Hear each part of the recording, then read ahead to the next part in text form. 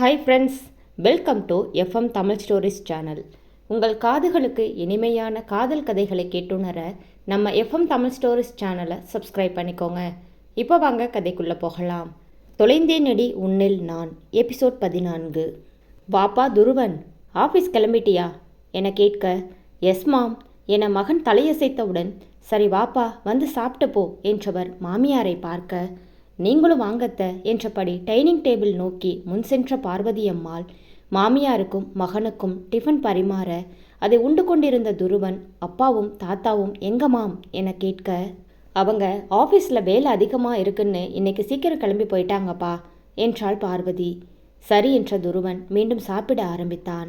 இருவருக்கும் பரிமாறினாலும் மனம் முழுவதும் நிகழ்வை பற்றியே சுத்தி கொண்டிருந்ததால் மாடிப்படியை அடிக்கடி பார்த்து கொண்டிருந்த பார்வதியை கவனித்த கோதையம்மாள் மருமகளின் மனமறிந்து, நிகழ் எங்க துருவன், எழுந்துட்டாளா இல்லையா, இன்னும் சாப்பிட வரலையே, மணி இப்போவே 10 ஆகுது, ராத்திரியும் ஒழுங்கா சாப்பிடவே இல்லை, அதான் கேட்டேன் என நிகழ்வின் மேல் அக்கறையாக கேட்பது போல் இயல்பாக கேட்டாள். அந்த கேள்வியில் சாப்பிட போன கையை அப்படியே அந்தரத்தில் ஒரு நிமிடம் நிறுத்தியவனுக்கு அப்போதுதான் நிகழ் பற்றிய ஞாபகம் வர, இவர்களிடம் என்ன சொல்வது என புரியாமல் விழித்தவன் சிறிது நேரத்தில் சுதாரித்து சாப்பிட்டபடியே, அவ எழுந்துட்டா பாட்டி, நான் வரும்போது குளிச்சுட்டு இருந்தா, இன்னும் கொஞ்ச நேரத்தில் வந்துடுவா என பதில் அளித்துவிட்டு அவர்கள் அடுத்த கேள்வி கேட்கும் முன் கிளம்ப எண்ணியவன் வேகமாக தட்டில் இருந்த மீதி டிஃபனை காலி செய்துவிட்டு சோஃபாவில் இருந்த லேப்டாப் பேக்கை எடுத்துக்கொண்டு ஆஃபீஸ் கிளம்பினான் துருவன். அரைக்கதவை சத்தமின்றி மிக மெதுவாக திறந்து கணவனின் முகத்தில் விழிக்க விருப்பம் பெரிதும் இல்லாததால் தலையை மட்டும் வெளியில் நீட்டி கண்களால் கணவன் இருக்கிறானா என அவனின் அறையை நோட்டமிட, அவன் இருக்கும் ஆரவம் சிறிதும் தோன்றாததால் அப்பா தப்பிச்சோம் என எண்ணியபடி வேகமாக கதவை முழுவதுமாக திறந்து வெளிவந்தாள் நிகழ். ஒரே ஓட்டமாக கணவனின் அறையையும் தாண்டி படிகளின் வழியாக கீழிறங்கினாள். படிகளில் ஓடிவரும் மருமகளை பார்த்த பார்வதியம்மாள், பார்த்து பார்த்து நிகழ், இப்போ எதுக்கு இப்படி ஓடி வர என சோஃபாவில் மாமியாருடன் பேசிக்கொண்டிருந்தவர் பேச்சை பாதியிலேயே விட்டுவிட்டு மருமகளை அக்கறையாக விசாரித்தார். ஓடி வந்ததில் சிறிது மூச்சுவிட்ட நிகழ், ஏதோ அசதியில் விடிஞ்சதும் தெரியாம ரொம்ப நேரம் தூங்கிட்டேன், அதான் எழுந்து வர லேட் ஆயிடுச்சு, இனிமே அலாரம் வச்சு கரெக்டாக அதிகாலை 8 மணிக்கு எழுந்துடுவேன் அத்தம்மா என மகனை போல் தாயும் எதுவும் சொல்லிவிடக்கூடாது என்ற எண்ணத்தில் முந்திக்கொண்டு மாமியாருக்கு வாக்களித்தாள் நிகழ். பிராமிஸ் அத்தம்மா, நிஜமாகவே நாளைக்கு சீக்கிரம் எழுந்துடுவேன் என்று தன் கணவனைப் போல் இவர்களும் தன் பேச்சை நம்பவில்லையோ என்ற எண்ணத்தில் குரல் கமர கூறினாள் நிகழ். மருமகளின் குரலில் உள்ள வேறுபாட்டை உணர்ந்த பார்வதி அம்மாள் சிரிப்பை நிறுத்திவிட்டு அவளை தன் அருகில் வரும்படி அழைத்தார். மாமியாரின் பேச்சை கேட்டு அவர் அருகில் சென்ற நிகழ்வை ஒரு பக்கமாக கைகளால் அணைத்தபடி நிறுத்தி கொண்டவர், நிகழ், நான் ஏற்கனவே உனக்கு சொன்னதுதான், நீ இந்த வீட்டு மகாலட்சுமி, உனக்கு எப்படி இருக்க இஷ்டமோ அப்படியே இங்கே இருக்கலாம், யாருக்காகவும் எதுக்காகவும் உன்னை மாற்றிக்க ட்ரை பண்ணாத, புரியுதா என அன்பு கட்டளையிட்டார். மாமியாரின் அன்பில் கரைந்து உருகியவள் உடனே சம்மதமாக தலையாட்டி தனது மகிழ்ச்சியை புன்னகையாக வெளிப்படுத்தினாள் நிகழ். அம்மா மருமகளே, நானும் இங்கே தான் இருக்கிறேன், நானும் பார்த்துக்கிட்டு தான் இருக்கேன், உன் மருமக வந்தாலும் வந்தா நீ உன் மாமியாரை கொஞ்சம் கூட கவனிக்க மாட்டேங்கிற, மாமியார் என்ற பயமே கொஞ்சம் கூட இல்லையே, என்ன குளிர் விட்டு போச்சா என கோதையம்மாள் கிண்டலாக முகத்தை சீரியஸாக வைத்துக்கொண்டு பார்வதியை கேட்க, அதை புரிந்து கொண்ட நிகழ், இங்கே பாரம்மு, இனிமே அத்தம்மாவை மிரட்டுற வேலையெல்லாம் இங்கே வச்சுக்காதீங்க, அப்புறம் நான் என்ன செய்வேன் எனக்கே தெரியாது என புன்னகையுடன் கோதையை மிரட்டினாள். அது சரி, மாமியாரும் மருமகளும் ஒன்று சேர்ந்துக்கிட்டு என்ன ஓரங்கட்டுறீங்களா, இருடி, ஏதாவது தேவைன்னா அம்முன்னு என்கிட்ட தானே வருவல்ல, அப்போ வச்சுக்கிறேன் உனக்கு. ஐயோ நிகழ், பாட்டி டென்ஷன் ஆகிட்டாங்க போல என்று எண்ணியவள் கோதையை சமாதானப்படுத்த எண்ணியபடி, என்ன அம்மு, நாம் என்ன அப்படியா பழகி இருக்கோம், பாவம் அத்தம்மாவுக்கு நம்மளை விட்டா வேற யார் இருக்கா சொல்லுங்க, நானும் அவங்கள கைவிட்டுட்டா மனசு உடஞ்சு போயிடாதா, அதான் அவங்க மன ஆறுதலுக்காக அப்படி சொன்னேன் என்றபடி கோதையை கன்னம் பிடித்து கொஞ்சினாள். நிகழ்வின் பேச்சை கேட்டு பார்வதியோ, ஏய் பாலு உன்ன என காதை பிடித்து திருகியவர், என்ன பார்த்தா உனக்கு பாவமாக இருக்கா, இருடி என் புள்ள வரட்டும், அவன்கிட்ட சொல்லி உன்னை கவனிக்க வேண்டிய விதத்தில் கவனிக்க சொன்னா அப்போ தெரியும் யார் பாவம்னு. காதில் இருந்த கையை அகற்றிய நிகழ் துருவனை பற்றிய பேச்சு பிடிக்காவிட்டாலும் அதை வெளிப்படுத்த எண்ணாமல், ஐயோ அத்தம்மா, நீங்கள் என்ன 2 அடி வேணால் அடிச்சுக்கோங்க, ஆனால் ப்ளீஸ் அந்த ஹிட்லர் கிட்ட மட்டும் என்னை மாட்டி விட்டுடாதீங்க என பாவமாக கெஞ்சினாள்.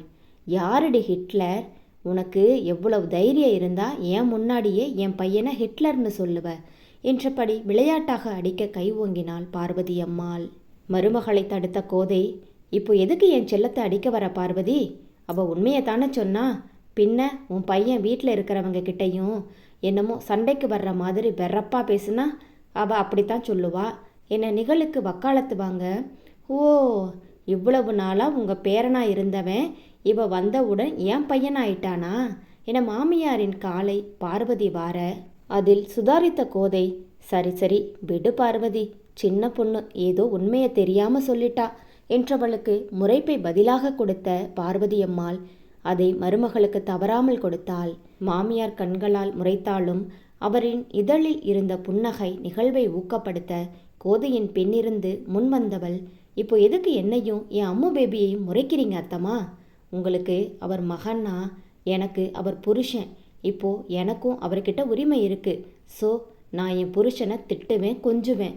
இதுக்கு கூட இந்த வீட்டில் எனக்கு உரிமை இல்லையா என உரிமையை காரணம் காட்டி மாமியாரிடமிருந்து நழுவ பார்த்த நிகழ் கெத்தாக சொல்லிவிட்டு அவரின் சண்டையை எதிர்பார்த்து காத்திருக்க, நிகழ்வின் வாயிலிருந்து அந்த உரிமை பேச்சில் வந்ததா, இல்லை அவளின் அடிமனதிலிருந்து அதை சொன்னாளா என்பதை அவள் புரிந்து கொள்ளாமலேயே கணவனுக்காக மாமியாரிடம் உரிமை கொண்டாடினாள் நிகழ். பார்வதி அம்மாள் தன்னை அதிசயத்தை பார்ப்பது போல் பார்ப்பதைக் கண்ட நிகழ் ஒன்றும் புரியாமல், ஒருவேளை தன்னோடு விளையாட்டு பேச்சு அவர்களை காயப்படுத்தி விட்டதா என்று யோசித்தபடி, என்னாச்சத்தம்மா, நான் சும்மா விளையாட்டுக்கு அப்படி சொன்னேன், நீங்கள் அதை சீரியஸாக எடுத்துக்காதீங்க என பரிதவிப்புடன் கேட்க, கல்யாணம் ஆன ஒரே நாளில் நிகழ்வின் வாயில் இருந்து வந்த உரிமை பேச்சில் முதலில் ஆனந்த அதிர்ச்சி அடைந்த பெரியவர்கள் இருவரும் சந்தோஷத்தில் ஒருவரை ஒருவர் பார்த்து புன்னகைத்து கொண்டனர். தான் பேசாமல் இருப்பதை தவறாக புரிந்து கொண்டு வருத்தப்பட்ட மருமகளின் பேச்சை கேட்டு பதறிய பார்வதி அம்மாள், என்ன நிகழ், இப்படியெல்லாம் பேசுகிற? நாங்கள் நிஜமாவே நீ வந்ததுக்கு அப்புறம்தான் நாங்கள் உண்மையாகவே வாய் விட்டும் மனசு விட்டும் சிரிக்கவும் பேசவும் செய்கிறோம். அது உனக்கு பொறுக்கலையா? இதுக்கெல்லாம் நாங்கள் தான் உனக்கு தேங்க்ஸ் சொல்லணும் என ஆத்மார்த்தமாக கூறினாள். அதுவரை மனதை அரித்த சஞ்சல மகள மலர்ந்த முகத்துடன், என்ன அத்தம்மா, இதுக்கெல்லாம் நீங்கள் தேங்க்ஸ் சொல்லலாமா?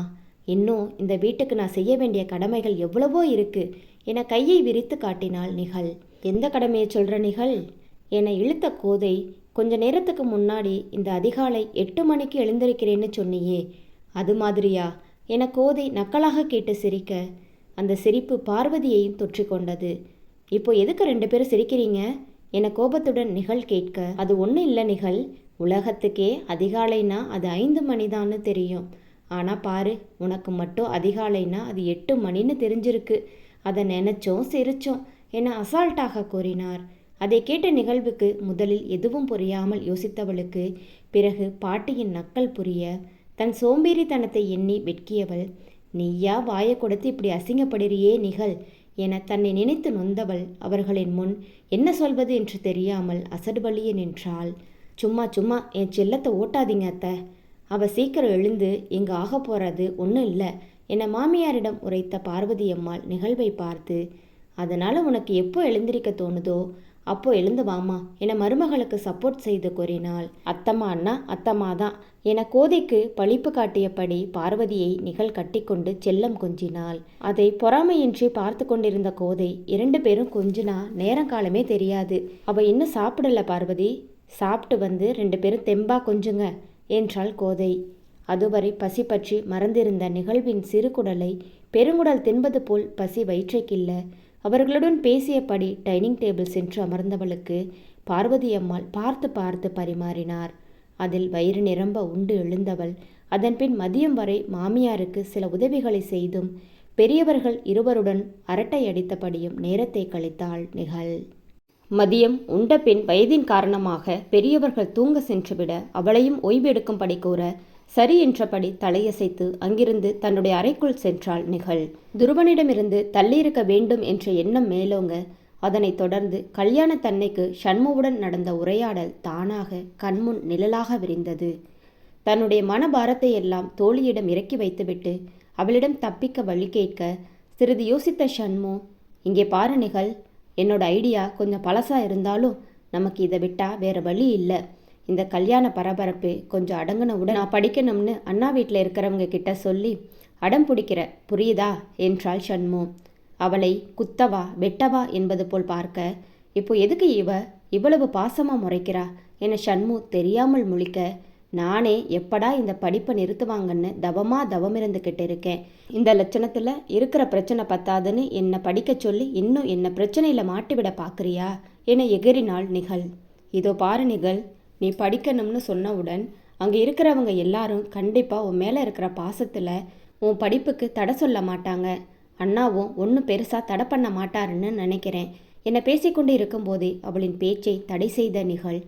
என் படிப்புக்கும் நான் அவங்கள விட்டு பிரியறதுக்கும் என்ன சம்பந்தம் ஷண்மு என்றாள் நிகழ். இதுக்கு தான் நீ இன்னும் வளரணும்னு சொல்கிறது நிகழ் என்றாள் ஷண்மு. நீ காலேஜ் படிக்கணும்னா எங்கே போகணும் என நிகழ்விடம் வினா எழுப்ப, இது என்னடி கேள்வி, நம்ம காலேஜுக்கு தான் போகணும் என நிகழ் பதிலளிக்க, ஏண்டி நம்ம காலேஜுக்கு சென்னையில் இருந்தால் தினமும் வர முடியும் என ஷண்மு விளக்கும் போதே அவள் சொல்ல வருவது புரிந்தது போல் நிகழ்வின் முகம் மலர்ந்தது. தோழியை சந்தோஷத்தில் கட்டிப்பிடித்த நிகழ், சூப்பர் டி, நானும் படிக்கணும்னா நம்ம ஊருக்கு திரும்பி வந்தாகணும், சென்னையில் இருக்க வேண்டியதில்லை, முக்கியமாக அவங்க கிட்ட இருந்து பிரிந்து இருக்கலாம் என துள்ளி குதித்தாள் நிகழ். பாவம், தோழிகள் இருவரும் துருவன் பற்றியும் அவனின் ஆளுமை பற்றியும் தெரியவில்லை. அது தெரியும் போது தோழிகள் இருவரும் என்ன ஆவார்களோ அது ஆண்டவனுக்குத்தான் தெரியும். மாலை தூக்கம் கலைந்து எழுந்த நிகழ் முகம் கழுவி தான் பேச வேண்டியதை ஒரு முறை தெளிவாக மனதில் ஓட்டி பார்த்தவளுக்கு சத்தியமாக தூங்குவதற்கு முன்பு இருந்த நம்பிக்கையும் தைரியமும் தற்போது சுத்தமாக இல்லை. அதற்கு முக்கிய காரணம், புகுந்த வீட்டிற்கு வந்து முழுவதுமாக ஒரு நாள் முடியாத இந்த நிலையில் நாம சொல்லப்போகும் விஷயத்தை கேட்டு அவர்கள் என்னை இந்த வீட்டிலிருந்து அவ்வளவு சுலபமாக போக விட்டு விடுவாங்களா என்ற கேள்வி எழுந்து அவளுடன் நம்பிக்கையை ஆட்டம் காண வைத்தது என்றால் அது பொய்யில்லை. அத்தம்மா என சிறிது தயங்கியவளை கண்ட பார்வதி அம்மாள், என்ன நிகழ், என்கிட்ட என்ன தயக்கம் உனக்கு, நீ என்ன சொல்ல நினைக்கிறியோ அது தயங்காம சொல்லடா என அவளுக்கு ஊக்கம் அளித்தார். இல்லை அத்தம்மா, இப்படி திடீர்னு எனக்கு கல்யாணம் நடக்கும்னு நான் கனவுல கூட நினச்சி பார்க்கல. கல்யாணம் ஆனவுடன் என் படிப்பு நின்று போயிடுமோன்னு நான் பட்ட வேதனை எனக்கு மட்டும்தான் தெரியும். எனக்கு டிகிரி ரொம்ப முக்கியம் அத்தம்மா, அதனால் நான் காலேஜ் போகட்டுமா என்று கேட்டாள் நிகழ். சரி விடுடா, உனக்கு என்ன, காலேஜ் தானே போகணும், நான் அதற்கு ஏற்பாடு பண்ணுறேன் என்றார். பார்வதி அம்மாவின் பேச்சை கேட்டு சற்று தணிந்தாள் நிகழ். யப்பா, ஒரு காலேஜுக்கு போகிறதுக்கு எப்படியெல்லாம் தகிடுத்தனம் பண்ண வேண்டியிருக்கு, எப்படியோ சம்மதம் வாங்கியாச்சு என்று எண்ணிக்கொண்டு சந்தோஷவானில் சிறகில்லாமல் பறந்தாள் நிகழ். அடுத்து வந்த கோதையின் பேச்சில் அப்படியே சிறகு உடைய வானத்திலிருந்து துபக்கடீர்னு தலைக்கீழே தரையில் விழுந்தாள். எந்தவித எதிர்ப்புமின்றி பெரியவர்களின் அருகில் பேச அமர்ந்த துருவனிடம், எப்படி இதை பேசுவது, இந்த விஷயம் தெரிந்தால் அவனின் ரியாக்ஷன் எப்படி இருக்கும் என்பது தெரியாததுனால யார் முதலில் பூனைக்கு மணி கட்டுவது என்று தெரியாமல் ஒருவருக்கொருவர் அவரவர் சிந்தனையில் மூழ்கினர். மாம் சொல்லுங்க, எப்படியும் இந்நேரம் உங்கள் செல்ல மருமகளுக்கு என்ன செய்யணும்னு எல்லோரும் சேர்ந்து முடிவு பண்ணியிருப்பீங்களே, அதை ஒரு ஃபார்மாலிட்டிக்கு என்கிட்ட சொல்கிறதுக்கு கூப்பிட்டீங்களா என்ற கேள்வியை நீங்கள் எப்படி இவளை பற்றி முடிவெடுக்க முடியும் என்ற கோபத்தை வெளிப்படுத்தினான் துருவன். எப்படி பேசுனா எப்படி துருவன், வேறு எப்படி பேசணும்னு சொல்கிறீங்க? அவள் என்னோட பொண்டாட்டி, அவளுக்கு ஏதாவது வேணும்னாலும், அவ்வளவு ஏன் ஏதாவது வேணாம்னாலும் கூட அதை அவள் என்கிட்ட தான் முதல்ல சொல்லணும். அதை விட்டுட்டு அவள் எப்படி உங்ககிட்ட குற்றப்பத்திரிக்கை வாசிக்கலாம் என்ற அவனின் சினம் கொண்ட உரிமை பேச்சை கேட்ட பெரியவர்களுக்கு அவனின் பேச்சின் அர்த்தம் புரிந்தது. மனம் நெகிழ்ந்தாலும் அதை புரிஞ்சிக்க வேண்டியவனோ அதை புரிந்து கொள்ளாமல் அனைவரையும் முறைத்தபடி இருந்தான். இந்த கோபந்தான், இதனால தான் அந்த பொண்ணு உன்கிட்ட கேட்க முடியாமல் பயந்து போய் பாட்டியை உன்கிட்ட பேச சொல்லி கேட்டிருக்கா என நடராஜன் பேரனுக்கு நிகழ்வின் நிலைமையை எடுத்துரைத்தார். பாவம், அவளும் என்ன பண்ணுவா, சின்ன பொண்ணு தானே. ஆனால் ஊனா சின்ன பொண்ணுன்னு சொல்லிக்கிட்டு என்கிட்ட அவளுக்கு வக்காலத்து வாங்குறீங்க. இதையே சொல்லி என்னை இன்னும் கோபப்படுத்தாதீங்க என்றவனை அனைவரும் பேய் அடைந்தது போல் பார்த்தனர். இப்போ நாம் என்ன சொல்லிட்டோம்னு எல்லோரும் எப்படி பார்க்கறாங்க என்று மனதில் தோன்றினாலும் அதை வெளியில் யாரிடமும் கேட்க விரும்பாதவன் தான் பேச வந்ததை மனதில் நிறுத்தி, சரி சொல்லுங்க, உங்கள் செல்ல பேத்தி என்ன படிச்சிருக்கா, அதுக்கு தகுந்த மாதிரி நான் ஏதாவது அவளுக்கு என் ஆஃபீஸில் வேலை ரெடி பண்ணுறேன் என்றவனுக்கு பதில் சொல்ல முடியாமல் அனைவரும் அமைதியாக இருந்தனர். இப்படி அமைதியாக இருந்தால் என்ன அர்த்தம், அவள் என்ன படிச்சிருக்கான்னு கேட்டேன் என்ற கேள்வியை இந்த முறை சற்று குரலை உயர்த்தி அழுத்தமாக கேட்டான் துருவன். சொல்லுங்க பாட்டி, எனக்கு நல்லா தெரியும் எல்லோருடைய மௌனத்திற்கு பின்னாடியும் நீங்க தான் இருக்கீங்கன்னு. ஸோ நீங்களே என் கேள்விக்கு பதில் சொல்லுங்க என நேரடியாக கேட்டான். அந்த கேள்வியையும் அதைத் தொடர்ந்து பேரனின் ருத்ர தாண்டவத்தையும் எதிர்பார்த்திருந்த கோதை, இது அடங்கி போகும் நேரம் இல்லை கோதை, அடக்க வேண்டிய நேரம் என தனக்குத்தானே சொல்லிக்கொண்டார்.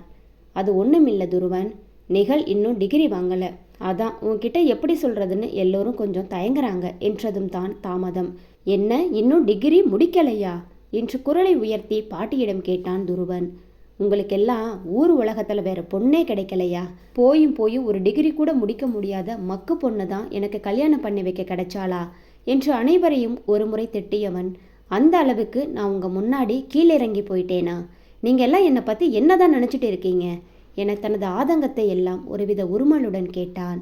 அதை கேட்ட கோதை, அம்மா ஐயோ, இன்னும் முழுசா தெரியாமையே இந்த குதிக்கிறானே, இன்னும் முழுசா தெரிஞ்சா என்ன பண்ண போறானோ தெரியலையே, எப்படி இவனை மலை இறக்க போறேனோ என்று மனதில் திண்டாடி கொண்டிருந்தவர் அதை வெளிக்காட்டாமல், சும்மா விஷயம் என்னன்னு தெரியாம நீயே ஒரு முடிவு பண்ணி குதிக்காத துருவன், நாங்க என்ன சொல்ல வரோங்கிறத முதல்ல காது கொடுத்து கேட்டுட்டு அப்புறம் எதுவா இருந்தாலும் பேசு என்ற பாட்டியின் பேச்சில் துருவன், நாம தான் தப்பா புரிஞ்சுக்கிட்டோமோ என ஒரு நிமிடம் மனதில் யோசித்தவன், சரி எதுவா இருந்தாலும் அவங்களே சொல்லட்டும் என முடிவெடுத்து, சரி சொல்லுங்க என்பது போல் பாட்டியை பார்வையால் துளைத்தபடி சோஃபாவின் நுனியில் அமர்ந்து கைகள் இரண்டையும் ஒன்றுடன் ஒன்று பிணைத்து தன் சினத்தையெல்லாம் கை இறுக்கத்தில் காட்ட, அது வந்து துருவன், நிகழ் காலேஜ் முடிச்சாதானே டிகிரி வாங்க முடியும் என்றார்.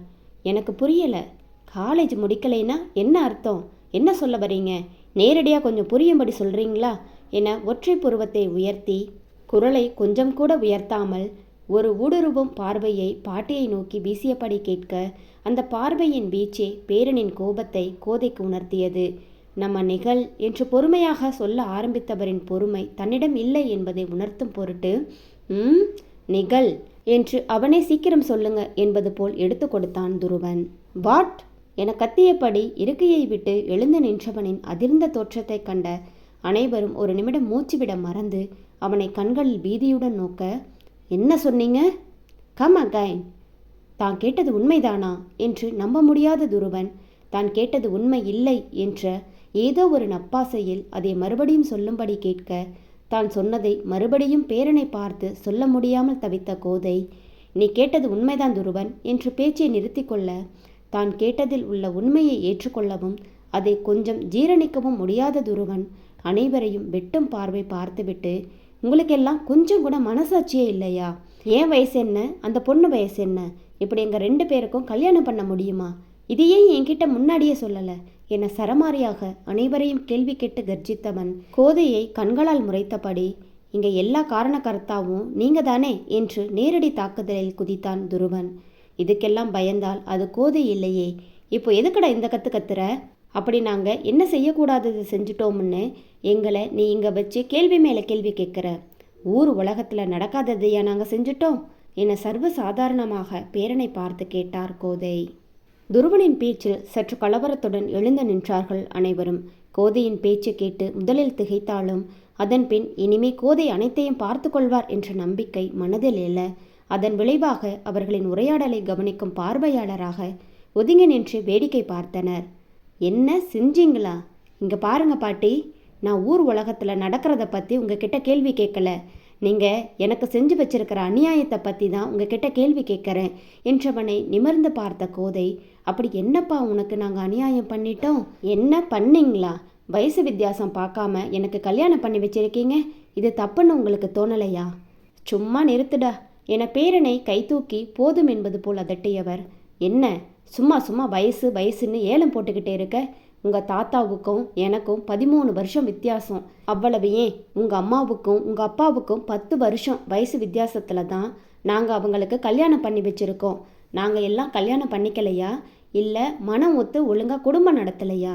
எங்கே இதை இல்லைன்னு உன்னால் மறுத்து சொல்ல முடிஞ்சா என் முகத்தை பார்த்து சொல்லுடா பார்ப்போம் என பேரனை நோக்கி சவால் விட்ட பாட்டியின் பேச்சில் இருந்த உண்மையை தான் பிறந்ததிலிருந்து கண்களால் பார்த்தும் பழகியும் உணர்ந்தவனால் அந்த பேச்சுக்கு எதிர்பேச்சு சொல்ல முடியாததுனால காலையிலிருந்து செய்த வேலையின் அசதியோ இல்லை நிகழ் பற்றி கேள்விப்பட்ட செய்தியின் தாக்கமோ ஏதோ ஒன்று அவனை மிகவும் சோர்வடைய செய்ய அதற்கு மேல் நிற்க முடியாமல் போல் தோன்றியதனால் சோஃபாவில் அப்படியே அமர்ந்தான் துருவன். அதை பார்த்து பதறியபடி அவன் அருகில் வந்த பார்வதி அம்மாள் அவன் தலைக்கோதி, தேவையில்லாததெல்லாம் நினச்சி ஏன் துருவன் நீயே உன் வாழ்க்கையை சிக்கலாக்கிக்கிற? நாங்கள் போய் உனக்கு கெடுதல் நினைப்போமா? சொல்லு. உனக்கு பொருத்தமானவ நிகழ்னு எங்கள் எல்லோருக்கும் மனசில் பட்டதனால தான் உங்கள் 2 பேர் கல்யாணத்தை நடத்தி வச்சோம். ஆனால் நீயோ எங்கள் மனசை புரிஞ்சுக்காம இப்படி எங்கள் மனசையும் நோகடிச்சு உன்னையும் வருத்திக்கிட்டா என்ன அர்த்தம் துருவன் என குரலில் வேதனையும் கண்களில் கண்ணீரையும் வெளியேற்றியபடி கேட்ட தாயின் வேதனையை தாங்க முடியாத துருவன் ஒருமுறை அனைவரையும் பார்த்தவன் அவர்கள் அனைவரின் கண்களிலும் இருந்தது ஒன்றுதான். அது தன் வாழ்க்கை குறித்த பயம் மற்றும் தன்னை குறித்த கவலை. அதை கண்டவனுக்கு நடந்த எதையும் தன்னால் மாற்ற முடியாது என்பதை நன்கு உணர்ந்தவன் மேற்கொண்டு எதை பற்றியும் சிந்திக்க தோன்றாததால் தாயின் கையை தலையில் இருந்து எடுத்து தன் கைக்குள் அடக்கி கொண்டான் துருவன். சாரி மாம் என்று மனமுவந்து கேட்ட மகனின் பேச்சில் மனதில் நிம்மதி பரவியது. அதில் அவனின் உச்சி முகர்ந்து முத்தமிட்டாள் பார்வதி அம்மாள். நீ சந்தோஷமாயிருந்தா எனக்கு அதுவே போதும் துருவன் என்று கண்களை முந்தானையால் துடைத்தபடி சொன்ன தாயை தொடர்ந்து பாட்டியை கண்டவன் எழுந்து அவர் அருகில் சென்று தலை குனிந்து சிறிது நேரம் நின்றவனை கண்ட கோதை பேரனை பார்க்காமல் எங்கேயோ பார்த்தபடி இருப்பதிலேயே அவரின் கோபத்தின் அளவை உணர்ந்த துருவன், எனக்கு ஏமாறுவது இது ஒன்றும் முதல் தடவை இல்லை பாட்டி. ஆனால் எனக்கு ரொம்ப பிடிச்சவங்க என்னை ஏமாத்துனா அதை சத்தியமாக என்னால் தாங்கிக்க முடியாது பாட்டி என்றவன் தன் எண்ணம் போகும் போக்கை உணர்ந்து அதிலிருந்து விடுபட சிறிது நேரம் எடுத்துக்கொண்டு அதிலிருந்து மீண்டும் எழுந்தவன், அது இங்கே இருக்கிற எல்லோரையும் விட உங்களுக்கு நல்லா தெரியும். அப்படி இருந்தும் நீங்கள் என்னை ஏமாத்தினதை என்னால் ஏற்றுக்க முடியாமல் தான் இப்படி பேசிட்டேன் என சொல்லிக்கொண்டு இருக்கும்போதே அவனின் குரலில் இருந்த வலியை நன்கு உணர்ந்த கோதையம்மாள் அதிர்ச்சியுடன் சடாரென பேரனின் இறுகிய முகத்தை வைத்து அவனின் எண்ணப்போக்கை உணர்ந்தவர் அவனை அணைத்து கொண்டு அவனை தேற்ற முயன்றார். கோதையம்மாள் சிறிது நேரத்திற்கு பிறகு அவனின் கண்களை நேராக பார்த்து, உனக்கு இன்னும் ஏமாறுவதற்கும் மறைக்கிறதுக்கும் உள்ள வித்தியாசம் தெரியல துருவன். துரோகத்தின் வெளிப்பாடுதான் ஏமாறுவது, ஒரு சில நம்பிக்கையின் வெளிப்பாடுதான் மறைத்தல். உன்னோட நல்லதுக்காகத்தான் நாங்கள் எல்லோரும் நிகழ்வின் படிப்பை பற்றி உன்கிட்ட மறைச்சோமே தவிர உன்னை ஏமாத்துறதுக்கு இல்லை. பேரன் கேட்க வருவதை முன்கூட்டியே யூகித்தவர், நீ என்ன கேட்க போறேன்னு எனக்கு தெரியும் துருவன். இப்படி மறைச்சு வச்சு நிகழ்வை எனக்கு கல்யாணம் பண்ணி வைக்க வேண்டிய அவசியம் என்ன? அப்படி அவகிட்ட என்னதான் இருக்கு? அதைத்தானே நீ கேட்க போற? தன் மனதில் உள்ளதை அப்படியே வாய்மொழியாக கேட்ட பாட்டியை நினைத்து துருவன் ஆச்சரியமெல்லாம் படவில்லை. அதற்கு மாறாக தலையை மட்டும் ஆட்டி ஆமாம் என்பது போல் கூறினான் துருவன். நிகழ்வை எனக்கு இப்போ இல்லை, அவள் பிறந்ததிலிருந்தே தெரியும். அவளை பற்றி நல்லா தெரிஞ்சதுனால தான் உன் வாழ்க்கையில் மனைவின்னு ஒருத்தி வந்தா அது அவளாக தான் இருக்கணும்னு நான் ஆணித்தரமாக நம்பினேன். அதை செஞ்சும் முடித்தேன். இப்போ நான் என்ன சொன்னாலும் உன்னால் அதை சரியாக புரிஞ்சுக்க முடியாதுன்னு எனக்கு நல்லாவே தெரியும்.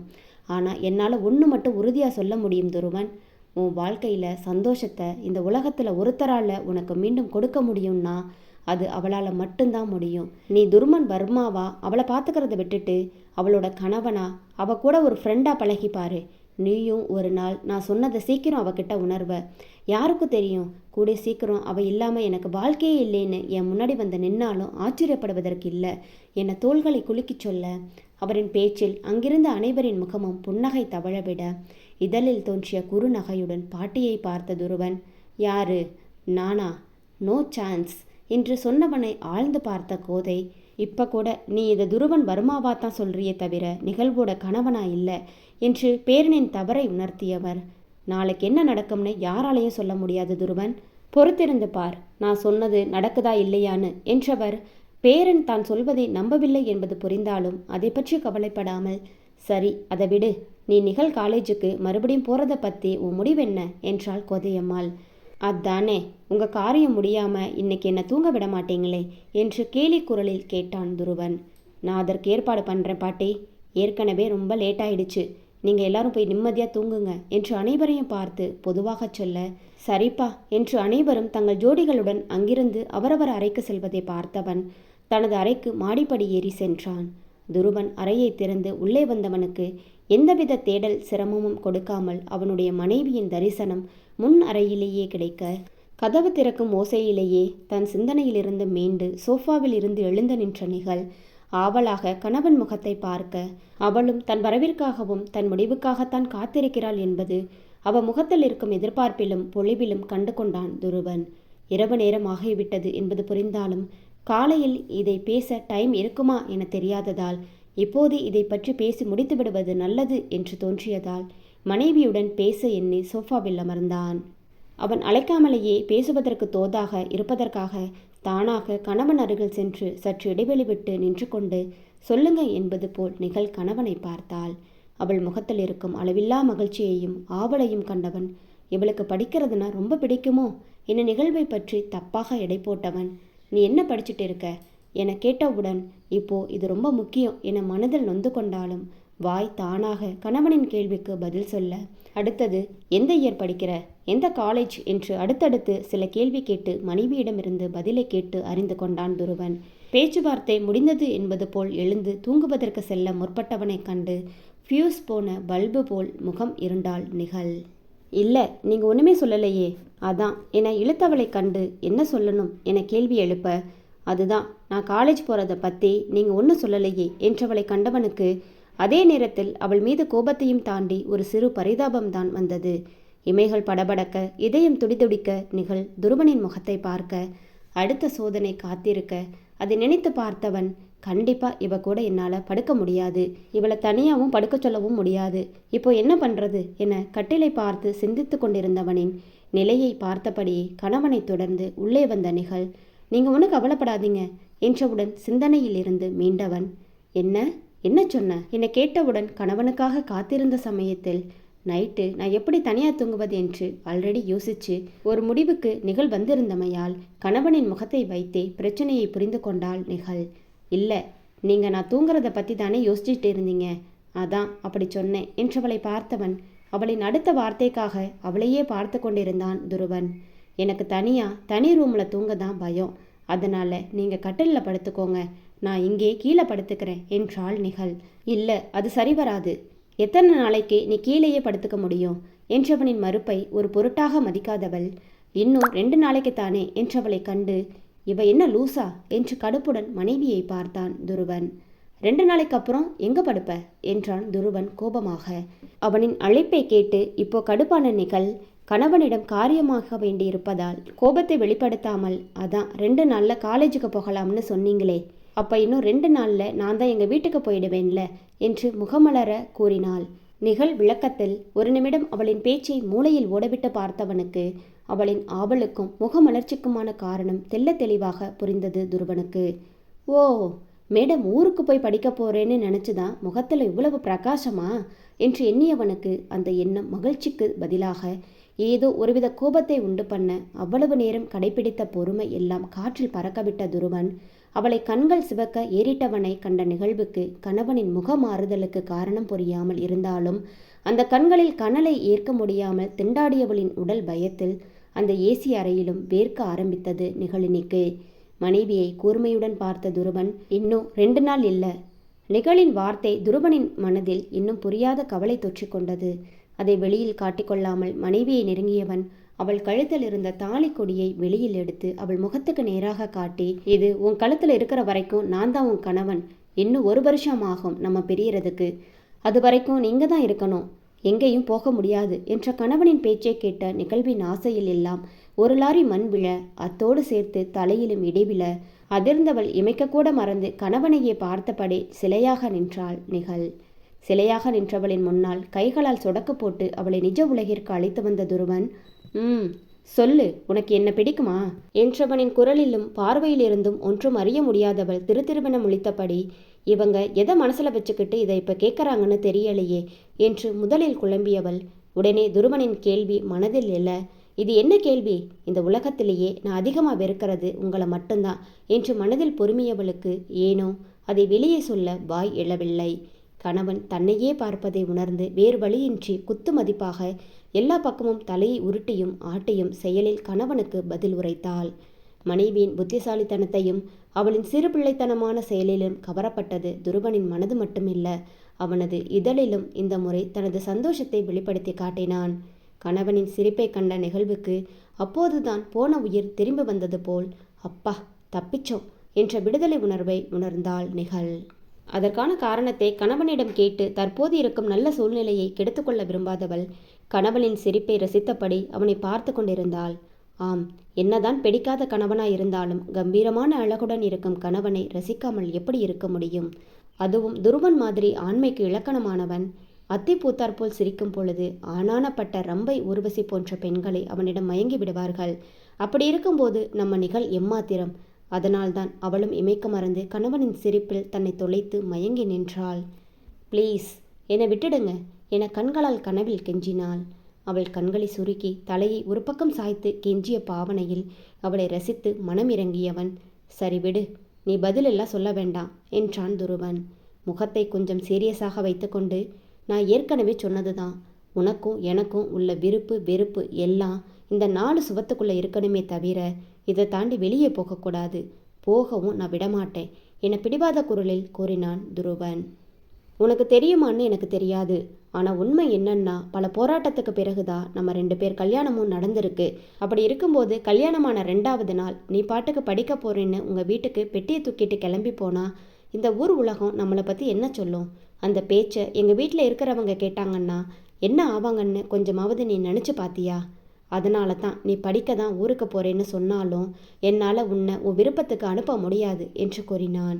ஆனால் பாட்டியும் அத்தையும் நான் படிக்கட்டுமான்னு கேட்டதுக்கு சந்தோஷந்தானே, நீ படிமான்னு சொன்னாங்க என்றபடி சந்தேகமாக தன்னை பார்த்த மனைவியை கண்ட துருவன், ஏண்டி உனக்கு கொஞ்சமாவது மூளை இருக்கா?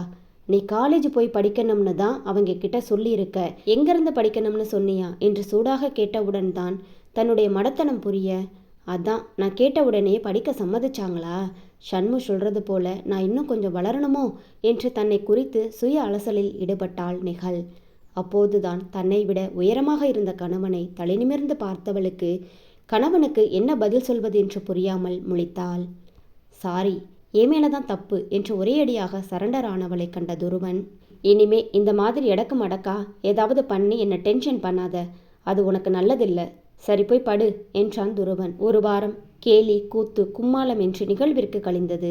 மறுநாள் காலையில் நிகழ்வை பார்த்த கோதையம்மா, இங்கே பாரு நிகழ், துருவன் ரொம்ப அமைதியானவன்னு நான் சொல்ல மாட்டேன், அதே சமயம் அவன் அடங்காதவன்னும் நான் சொல்ல மாட்டேன். அவனை அடக்க நீ கற்றுக்கிட்டா அவனுக்கு பயப்பட வேண்டிய அவசியம் உனக்கு வராது. அவன் உன்னோட புருஷன், அவன் கூட சண்டை போடவும் அவனை அடிக்கவும் உனக்கு உரிமை இருக்குது. அவனுக்குன்னு ஒரு வட்டத்தை போட்டுக்கிட்டு வெளியே வர மறுக்கிறான். அதனால் நீ தான் அவனை அதிலிருந்து வெளிவர வைக்கணும். அது உன் கடமையும் கூட. அதனால் அவன்கிட்ட உன் கடமையை உணர்த்து, உரிமையோடு வாழ பழகிக்கோ. உனக்கு பக்க பலமாக நான் மட்டும் இல்லை, இந்த வீட்டில் இருக்கிற எல்லோரும் இருக்கோம். இனிமே அவனுக்கு தேவையானது எல்லாம் நீ தான் அவனுக்கு செய்யணும். என்ன நான் சொல்கிறது உனக்கு புரியுதா என்றவரின் பேச்சு இதுவரை இருந்த பயமகல முகமலர பாட்டியை பார்த்தாள் நிகழ். என்கிட்ட கோடு போட சொன்னா நான் ரோடே போடுவேன். என்னை பற்றி தெரியாமல் என்னை உசிப்பேத்தி விட்டுட்டீங்க பாட்டி. இனிமே உங்கள் பேரன் என்கிட்ட மாட்டிக்கிட்டு படப்போகிற பாட்டை பொறுத்திருந்து பாருங்க என்றவளின் தலையை வாஞ்சனையுடன் தடவியவர், இனிமே உன் பாடு அவன் பாடு என்று சொன்னபடி அங்கிருந்து நகர்ந்தார் கோதை. வீட்டினரின் ஒத்துழைப்பும் பாட்டியின் பேச்சும் நிகழ்வினுள் ஒரு வேகத்தை கொடுக்க, என்ன இந்த பாடுபடுத்திய உங்களுக்கு இந்த நிகழ் யாருன்னு காட்ட வேண்டிய நேரம் வந்துடுச்சு மிஸ்டர் துருவன். இனிமே பாருங்க என்னோட ஆட்டத்தை என்று உடல் முழுவதிலும் உற்சாகம் ஊற்றெடுக்க ரூமுக்கு சென்றவள் தன் கண்களால் கணவனை தேட, பாத்ரூமில் தண்ணீர் விழும் சத்தம் வைத்து அவன் குளித்து கொண்டிருக்கிறான் என புரிந்து கொண்டவளின் கண்களில் கட்டிலின் மீது அவன் எடுத்து வைத்திருந்த ஆடை கண்களில் பட, முதல்ல இதிலிருந்து ஆரம்பிப்போம் நிகழ் என்று தனக்குத்தானே சொல்லி கொண்டவள் அந்த ஆடையை எடுத்துக்கொண்டு வார்ட்ரோப்பை அடைந்தவள் அவளின் ஆடைகளின் எண்ணிக்கையிலும் அது அடுக்கி வைக்கப்பட்டிருந்த நேர்த்தியிலும் வாயை பிளந்து ஒரு நிமிடம் அதிர்ந்தவள், பொம்பளைங்க கூட இவங்க கிட்ட தோத்துடுவாங்க போல, எவ்வளவு ட்ரெஸ் என வாயை பிளந்தபடி நொடித்து கொண்டவள், நாமளும் இதே மாதிரி நிறைய வாங்கணும் என்று மனதில் குறித்து கொண்டாள். இங்கு இருப்பதில் எதை எடுப்பது என்று முதலில் புலம்பியவள் அதன் பின் கண் மூடியபடி இங்கி பிங்கி பாங்கி போட்டு சட்டை கோட் பேண்ட் அப்புறம் டை என அனைத்தையும் எடுத்தவள் அதை கட்டிலில் வைத்துவிட்டு கணவனின் வருகைக்கு நோட்டமிட்டபடி இருந்தாள் நிகழ். நிகழ்வின் அதிரடி செயலில் துருவனின் நிலை என்ன என்று பொறுத்திருந்து பார்ப்போம். இக்காதல் கதை தொடரும். இக்காதல் கதை உங்களுக்கு பிடித்திருந்தால் மறக்காம வீடியோவுக்கு லைக் அண்ட் சப்ஸ்கிரைப் பண்ணுங்க. லைக் பண்ணும்போது ஹைப் அப்படிங்கிற ஆப்ஷனை கிளிக் பண்ண மறந்துடாதீங்க. Thank you friends.